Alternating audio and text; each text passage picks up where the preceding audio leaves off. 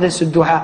Ce verset, il est ajib, il est extraordinaire. Et malheureusement, nous les jeunes, Wallah, illa man rahim Allah, sauf ceux à qui Allah Azza wa Jalla fait miséricorde, beaucoup d'entre nous, on est négligents avec nos parents. Et je dis beaucoup d'entre nous, les pratiquants, beaucoup d'entre nous, les jeunes, qui sommes soi-disant attachés à la sunna, qui faisons des efforts pour nous attacher à la religion, beaucoup d'entre nous, Wallah, notre comportement, il a été influencé par la vie en Occident, et Wallah, notre comportement, à bien des égards, il est loin du comportement qu'Allah Azza wa Jalla nous a demandé. Allah, il nous interdit de faire de dire la moindre phrase. Le moindre mot, fi, ça n'a aucun sens. Ça n'a pas de sens. Fi, c'est une onomatopée. C'est un son. C'est un mot qui est composé de 2 lettres. C'est le mot le plus petit en arabe. C'est pour vous dire que si tu n'as pas le droit de faire à ton père, celui qui fait des phrases entières et qui lui dit tu m'as jamais rien appris, tu m'as jamais rien donné, et qui se plaint, ça c'est encore pire. Regardez à travers ce dua, on retrouve la miséricorde. Ceux qui bénéficient, qui doivent bénéficier de notre bon comportement et de notre miséricorde, ce sont nos parents en premier, notre père et notre mère. C'est eux qui doivent profiter en premier. Nous aujourd'hui avec les frères, on est masha'Allah. Un frère te dit viens emmène-moi à Anvers, tout de suite tu l'emmènes à Anvers. Emmène-moi à Bruxelles, tu l'emmènes tout de suite. Par contre ton père te dit viens me rendre un service, tu lui dis j'ai pas le temps, il habille demain, après-demain. On n'est pas disponible pour nos parents, subhanallah.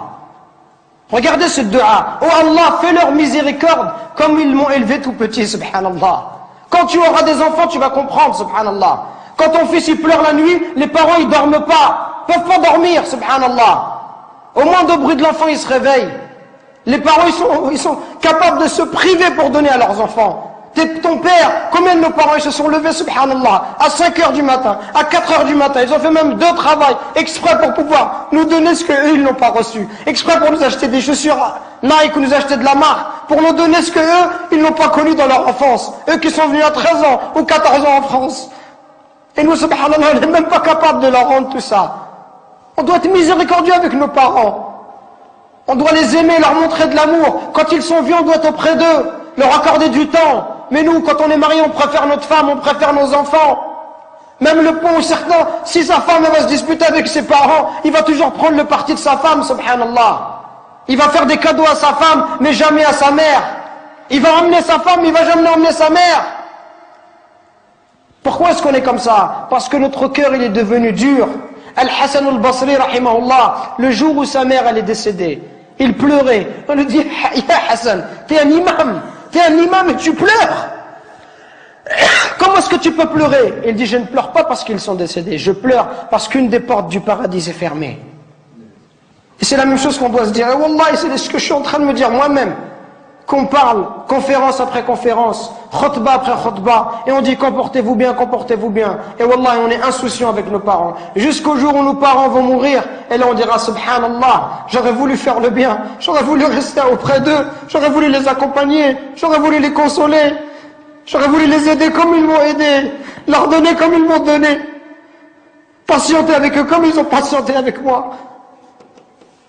Qu'on se réveille avant qu'il soit trop tard, subhanallah. Qu'on se réveille avant qu'il soit trop tard, avant qu'on ne regrette. Et avant qu'on dise j'aurais aimé faire le bien, j'aurais aimé voyager avec mon père, j'aurais aimé passer du temps avec lui, j'aurais aimé rester juste m'asseoir, boire un verre de thé, parler avec lui, qu'il soit heureux. Combien de gens dans l'histoire de l'islam, ils ont atteint des hauts degrés, juste parce qu'ils étaient bons avec leur mère. Uwais al-Qarani, considéré comme le meilleur des tabi'in. Le prophète alayhi salatu wassalam, il disait à Abu Bakr et à Omar, si vous voyez Uwais, une personne qui s'appelle Uwais, allez le voir et demandez-lui de demander pardon à Allah pour vous. Regardez, subhanallah. Si vous voyez Uwais, allez le voir et demandez, dites-lui que le prophète alayhi salatu wassalam lui passe le salam. Dites-lui que le prophète lui passe le salam et demandez-lui d'invoquer Allah pour vous, qu'il demande à Allah de vous pardonner. Omar, toute sa vie, il l'a cherché. Wallahi, toute sa vie, Omar ibn Khattab, il a cherché Uwais al-Qarani. Il l'a vu à la fin de son califat, quelques années avant de mourir. Quand il l'a vu, il l'a trouvé. L'histoire, elle est longue. Il lui dit, est-ce que c'est toi, Uwais? Uwais lui dit, non, qu'est-ce que tu me veux? T'es qui? Il dit, moi, je suis Omar ibn Khattab. Il dit, qu'est-ce qu'il y a? Et il lui dit, le prophète, il m'a dit tout cela, tout cela. Uwais, il commence à pleurer. Il lui dit, pourquoi il a dit ça? Qu'est-ce que j'ai fait? Et il lui dit, le prophète, il nous a dit, Si on te voit que tu demandes pardon à Allah, et que tu avais la peste et que tu as été guéri, excepté la taille d'une pièce dans ton dos, parce que tu avais une mère et que tu as été bon envers elle. Uwais al-Qarani, à l'époque du prophète, il était croyant. Il n'est pas parti voir le prophète, il ne s'est pas déplacé. Pourquoi? Parce qu'il avait une mère, il ne voulait pas l'abandonner. Il voulait rester avec sa mère, subhanallah. Regardez, il voulait rester avec sa mère, il ne voulait pas la laisser toute seule. Pour ça, le prophète, a été informé par Allah Azza wa Jal que cet homme-là était un homme pieux. Et Omar, il est parti le voir et il lui a dit, et Uwais lui a dit, moi je vais demander pardon pour toi. Toi tu es Omar ibn Khattab, je vais demander pardon à Allah pour toi. Il lui dit, oui tu demanderas pardon à Allah pour moi. Pour vous montrer la valeur des parents. Parce qu'il passe du temps. Aujourd'hui combien de temps se passe? Peut-être qu'on ne va pas voir nos parents.